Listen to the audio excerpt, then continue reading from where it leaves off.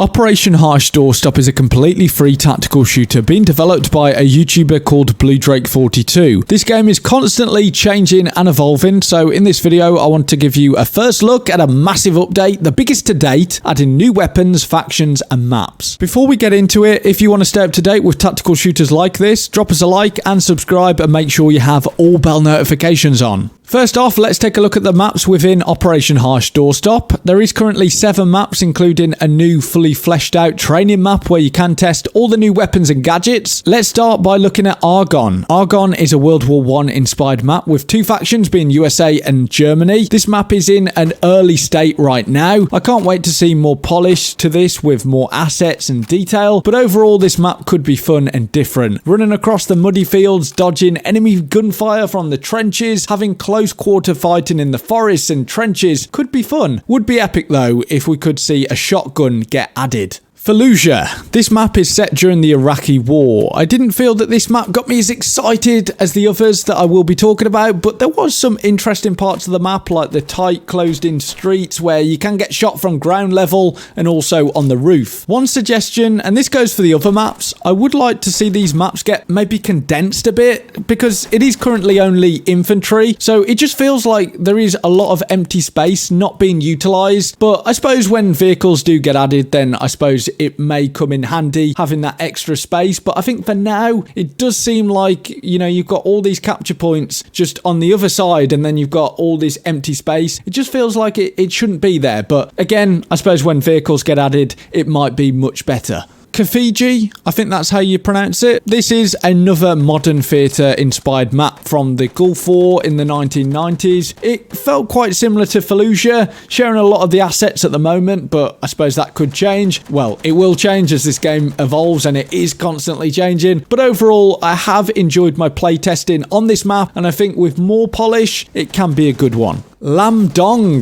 This map is inspired by the Vietnam War era. This map looks beautiful and stunning. They have polished this map a lot. I love the lush green forest, the little huts scattered around, the river running through. Lam Dong could be a very popular map. On screen right now, you can see some footage of this. Monte Casino. Whoa, where do I start with this one? Now, this map for me got me the most excited. Even in its most basic state right now, with no textures, I just think it could be a really fun map to play. You have this big structure on the hilltop and the Americans have to push up from the riverbank to the top. You would expect to take fire from the building because there's multiple windows overlooking this downward hill that the USA you have to charge up. Then when you get inside, you have these long corridors and I'm sure they will be filled with more cover. Then you have the courtyard area where people can be shot at from the top and you have maybe gunfights down below as well. I just really like the look of this one and I think people will enjoy this. It's different, it's unique and I'm excited. More of this please. Finally, the training ground. Now you can see footage of this right now. It's nice to have a place where you can test out all the new weapons and gadgets. Moving on to the weapons. Currently in this build I was playing there are 28 weapons including sidearms and the allied factions and the Axis. So 18 for the allies and 10 for the Axis. On screen I will show some footage of these weapons which you could see earlier when I was showing off the maps. I would love the ability to customize your weapons with different scopes and attachments. That would be awesome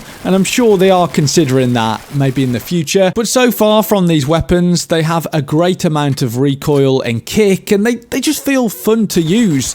The weapons sounded nice too. What they have done here is very great and I can't wait to see more. The animations as well when you're reloading, they were spot on and I believe they are teaming up with ISMC to add even more weapons. So great things are happening in the weapons department. Consoles. Now, many of my subscribers want to see this game, and me included. I own a PC and I also own an Xbox, so I'd love to see this game come to console. A free tactical shooter. That would be fantastic. BlueDrake42 did mention he was trying to get certification from Sony and Microsoft, so we will have to wait and see.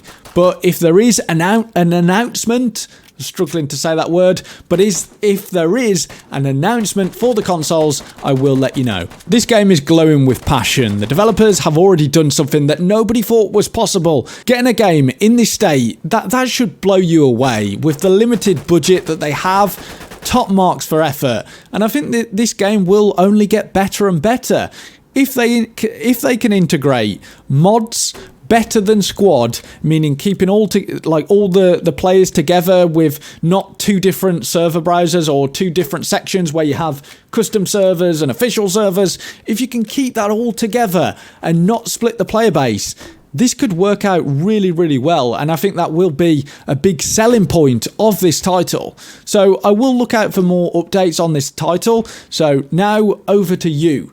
Drop us a subscribe, support the channel, ring that bell, make sure it's on all bell notifications, drop a like, and until next time, have a good one.